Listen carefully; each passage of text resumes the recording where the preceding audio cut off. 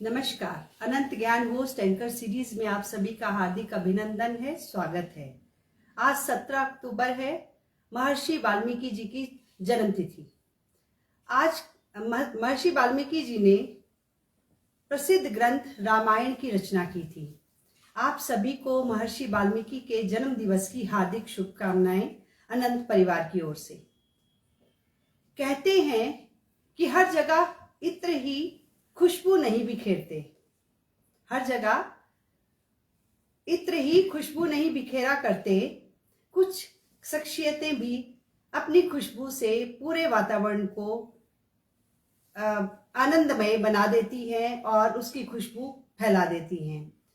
इसी क्रम में आज हमारे समक्ष उपस्थित हैं डॉक्टर नीना कपूर, जिनके बारे में हमें मंडीपीडिया के माध्यम से पता लगा था। उन्होंने मंडीपीडिया में मंडी के डॉक्टर्स के बारे में बताया था और मंडी के डॉक्टर्स में डॉक्टर नीना कपूर के बारे में हम लोगों को ज्ञान हुआ और उसी ज्ञान का भंडार जो है वो अनंत ज्ञान ने अपने समाचार पत्र में भी सीरीज में बताया। तो आज हमारे सम्मुख मैम आए हैं, डॉक्टर मैम, और हम इनका स्वागत करते हैं अनंत ज्ञान होस्ट एंकर सीरीज में। मैम आपका बहुत बहुत स्वागत है, अभिनंदन है। तो मैम सबसे पहले तो आप हमें बताएंगी कि आपकी आरंभिक शिक्षा कहाँ हुई? मैं यहाँ मंडी में पैदा हुई और वहाँ से ही पली पोसी हूँ। यहाँ से रहने के अलावा हमारे फादर जो सेशन जज थे शिमला में, ज़्यादा उनकी पोस्टिंग रही, तो मेरी प्राइमरी शिक्षा शिमला में हुई। पर उसके अलावा मैंने यहाँ 2nd ग्रेड और 7th क्लास को यहाँ से पास किया था, मंडी गर्ल्स हाई स्कूल से पास किया हुआ है। आप ओल्ड स्टूडेंट रह चुकी है मंडी हाई स्कूल की। बिल्कुल, उस समय में हाई स्कूल हुआ करता था, उसके बाद सीनियर सेकेंडरी स्कूल बना होगा। तो मैम इसके बाद आपने MBBS कहाँ से किया? वो मैंने इंदिरा गांधी मेडिकल स्कूल से की, शिमला से। और वहाँ MBBS करने के पश्चात मैं अमेरिका चली गई हायर एजुकेशन के लिए, और वहाँ जाके अपनी पीडियाट्रिक में इनिशियली मेरी ट्रेनिंग हुई और उसकी ट्रेनिंग होने के बाद मेरा रिसर्च शुरू हो गया। वहाँ मैंने बोन मैरो ट्रांसप्लांट में ट्रेनिंग की और रिसर्च के संबंधित रिसर्च भी की। तो ब्लड एंड मैरो ट्रांसप्लांटेशन के बारे में आपने महारत हासिल की है, उसके बारे में थोड़ा बताएंगे? हाँ, तो ये फील्ड जो है बड़ी कंपैरेटिव नई फील्ड है। 1968 में सबसे पहला सक्सेसफुल ट्रांसप्लांट हुआ था और मैंने 1976 में इस फील्ड को ज्वाइन किया। उस पर बिल्कुल नई फील्ड थी। तो वहाँ पर काम करते करते उसके संबंधित रिसर्च करते हुए अब तक वही कर रही हूँ। इस समय में इसकी एवोल्यूशन है जो हुई है, उसके साथ में हम भी बड़े। क्या करती हैं? मैं वहाँ पर यूनिवर्सिटी ऑफ सदर्न कैलिफोर्निया में प्रोफेसर ऑफ पीडियाट्रिक्स हूँ और director of bone marrow and stem cell transplant की डायरेक्टर हूँ चिल्ड्रंस हॉस्पिटल में। कुछ बताएंगे? हैप्लो मैंने आपके इसमें पढ़ा था, तो वो क्या है? जी हाँ। सो अब तक, अब यही कि कोई 2 डेकेड पहले तक ट्रांसप्लांट वाज ओनली पॉसिबल जबकि किसी के पास परफेक्ट मैच होता था। तो मैच होने का चांस फैमिली में 25% है। तो 25% के अलावा मीन्स ये होता है कि बाकियों को अगर ट्रांसप्लांट चाहिए तो और सिबलिंग ना हो जो मैच हो, तो क्या किया जाए? तो वहाँ पर USA में नेशनल मैरो डोनर रजिस्ट्री है जहाँ पर लोगों ने वॉलंटियर होके अपना ब्लड का, ना खून का टाइपिंग, टिश्यू टाइपिंग करवाई हुई है, रजिस्ट्री में है। पर उसमें भी बहुत कम चांस मिलता है कि कोई मैच हो जाए। खास करके जो माइनॉरिटी होती हैं, मिक्स रेस के लोग होते हैं, उनके लिए बड़ी मुश्किल से मैच मिलता है। तो मैंने रिसर्च की है, तो haplo identical transplant, that means half match transplant, और हर एक चार बच्चे का कि हाँ माँ बाप तो होंगे, राइट? तो माँ बाप जो हैं वो आधे मैच ज़रूर होते हैं बच्चे के साथ। हमारे यहाँ कुछ ज़्यादा भी हो सकता है कि कई बार कंसैंग्विनिटी ज़्यादा होती है तो उसमें मिल सकता है। तो पेरेंट्स जो होते हैं पर अदरवाइज हाफ मैच होते हैं। तो उस टेक्नोलॉजी को जो मैंने डेवलप किया वो अब वेल रिकग्नाइज्ड टेक्नोलॉजी है। एक्चुअली वहाँ पर American medical society of transplantation ने उसको एक्नॉलेज किया और हमको उसमें सम्मानित किया था। और अब ये सब ने एक्सेप्ट कर ली है, सारी वर्ल्ड में ये टेक्नोलॉजी एक्सेप्ट हुई है। इवन हमारे हिंदुस्तान में इस तकनीक को अप्लाई किया जा रहा है, क्योंकि हमारी रजिस्ट्री नहीं है। तो यहाँ पर काफ़ी ट्रांसप्लांट हो रहे हैं, काफ़ी सेंटरों में ट्रांसप्लांट हो रहे हैं जो हैप्लोइडेंटिकल ट्रांसप्लांट है। तो इंडिया में भी इसका इम्पैक्ट बहुत इम्पैक्ट है, और मुझे बहुत खुशी है कि जो सब काम मैंने वहाँ पर किया, पायनियर वर्क, कि अब वो यहाँ पर भी अप्लाई हो रहा है। उसका फायदा उन सबको हो रहा है जिनको मैच डोनर अवेलेबल नहीं थे। तो मैम, जैसे आप बाहर तो यूएस में तो आप काम करती हैं, क्या इंडिया में भी आप आते हो? जी हाँ, हम हर साल पिछले 10-12 सालों से 2 दफ़ा साल में ज़रूर यहाँ आई हूँ। और हम फ़र्क यूनिवर्सिटी में गए हैं, वहाँ पर अवेयरनेस की वो करने के लिए कि वहाँ के फिजिशियन उनको एजुकेट करें, और साथ में गाइड भी करें कि जहाँ कहीं को उन्होंने ट्रांसप्लांट सेंटर खोले हैं, तो हमने उसका भी थोड़ा जहाँ तक हो सका है मदद की है। तो मुझे बहुत खुशी है कि ये सब यहाँ पर हो रहा है। जो पायनियर वर्क हमने किया था उसकी एप्लीकेशन एक्चुअली इसका फ़ायदा यहाँ पर बहुत है, क्योंकि यहाँ पर रजिस्ट्री इतनी बड़ी नहीं है। हाँ जी, हाँ जी। तो मैम, जैसे आप आते हो यहाँ, मीटिंग्स वगैरह करते हो, तो यहाँ के जो बच्चे, जो स्टूडेंट्स हैं जो रिसर्च में, तो उनके लिए भी आप कुछ चाहती हैं कि वो बच्चे भी रिसर्च वर्क में ज़्यादा जाएं? बिल्कुल नहीं, ये तो सबका ये बहुत ही है कि रिसर्च, हर एक फील्ड तभी एडवांस हुई जब उसमें रिसर्च किया जाएगा। और बच्चों का एक्सपोजर होना बहुत ज़रूरी है, उनको देखना है कि क्या हो रहा है, कि कोई स्टैटिक ना रहे, वो बढ़ते चले। और आजकल टेक्नोलॉजी, आप कहें कि इंजीनियरिंग, हम लोग जो अब हमारा लेटेस्ट वर्क है उसमें हम लोग जेनेटिक इंजीनियरिंग कर रहे हैं। जो खून की बीमारियां हैं उसको करेक्ट करने के लिए सिर्फ ट्रांसप्लांट नहीं, बट ट्रांसप्लांट के उनके अपने सेल लेके, पेशेंट के अपने सेल लेके उसको जेनेटिकली इंजीनियर करें कि उसको करेक्ट के जो भी इसमें डिफेक्ट है। जैसे आपको पता होगा यहाँ पर थैलेसीमिया बड़ा कॉमन डिजीज है, तो उसकी करेक्शन अब हम जेनेटिक इंजीनियरिंग से कर रहे हैं।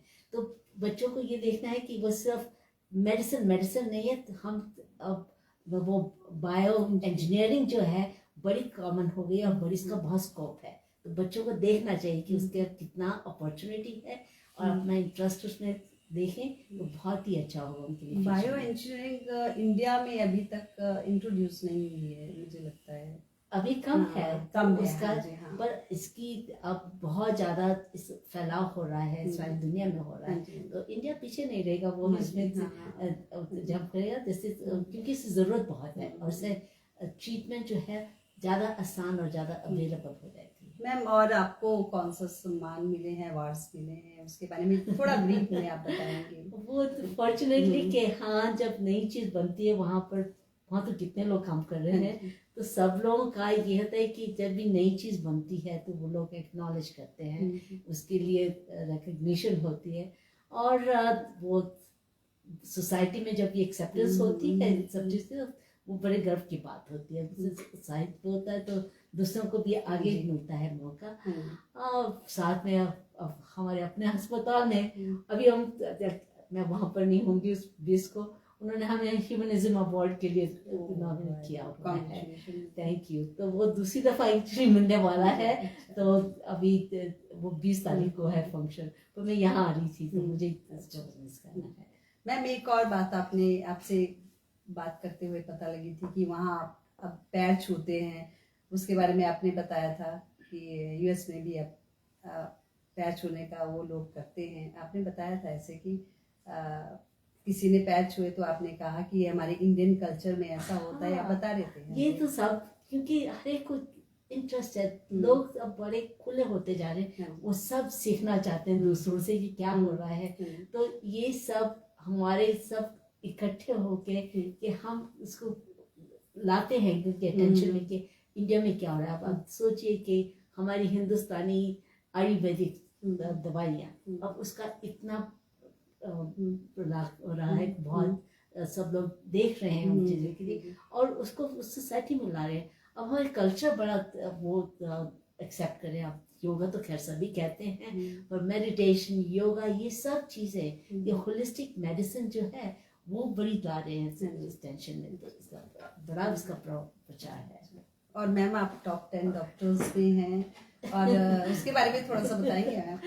वो बहुत फॉर्चुनेट है कि जो काम भगवान की दया से कैसे ठीक टाइम पर ठीक जगह हम हैं, तो लोग एक्नॉलेज करते हैं कि आप कर रहे हैं ह्यूमैनिटी के लिए कुछ, वो मौका है, तो वो सब लोग एक्नॉलेज करते हैं, उनको पता है कि इससे फायदा होगा, सबको फायदा होगा। इसमें बधाई के पात्र मंडी की जनता भी हैं, और हिमाचल भी है, और इंडिया भी है। तो ये सारे लोग इसमें बधाई के पात्र हैं कि इतना अच्छा हीरा यहाँ से गया है और उधर जाके वो अपनी खुशबू को बिखेर रहा है। मैम आप कुछ और बताएंगे आगे वाली जनरेशन के लिए? आगे वाली जनरेशन, मुझे तो फ्यूचर में ब्राइटनेस ही नजर आती है कि कभी हमारी ये फील्ड स्टैटिक नहीं है, बीमारियां खत्म नहीं होती, कोई ना कोई इशू आता है। अब जो चीज़ें हम 20 साल पहले सोच भी नहीं सकते थे, आज उसका हम सामने इलाज कर रहे हैं। तो बच्चों के लिए तो बहुत ही इम्पोर्टेंट है कि वो अंडरस्टैंड करें कि फ्यूचर उनके हाथ में है। उनको अपना यही नहीं कि हाँ कहाँ पैसा मिलता है कहीं, तो ये देखें वो सब कुछ आएगा, सब सपोर्ट मिलता है, पर ये है कि मेहनत करके अपने इस कल्चर, इस ह्यूमैनिटी के लिए तो हम कुछ करें, ये बिल्कुल ज़रूरी है। पर उनके लिए अपॉर्चुनिटी भी है, और वो एक्साइटिंग अपॉर्चुनिटीज़ है। तो जैसे मैंने बताया, इंजीनियरिंग में ये बायो इंजीनियरिंग इतनी इवॉल्व फील्ड है और इतनी चैलेंजिंग फील्ड है कि बच्चे लोग जो चैलेंज एक्सेप्ट करते हैं उनके लिए बहुत ही अच्छा होगा कि वो कितना कुछ कर सकते हैं इस कंट्री के लिए। और मैम आप मंडी आते हो तो आपका कैसा रहता है यहाँ? मंडी में तो बहुत ही अच्छा रहता है, घर आके में बोलेंगे मैम आप, और क्या नहीं, मंडी आई तो बड़ा अच्छा लगा इसी कि सारी अपने परिवार लोग थी, सभी की मिली जुली के ना बड़ा अच्छा लगा। और भात खाने मिली जाए से बड़ी और खट्टा तो जिसका बहुत जब हर चीज आती क्या, चाहे से कितनी दूर रही जाओ, घर फिर भी घर हुआ इतराई के नहीं बिल्कुल तेरा लगा जैसे जिद पहुंची थी जगह माँ बाप वहाँ दी थी तेना सब भी हुआ था, तो तेरा लगा हमेशा।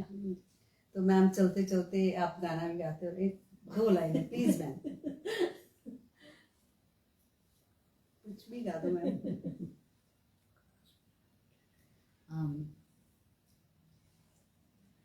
दर्शक बड़ी बेसब्री से सुन रहे हैं, प्लीज।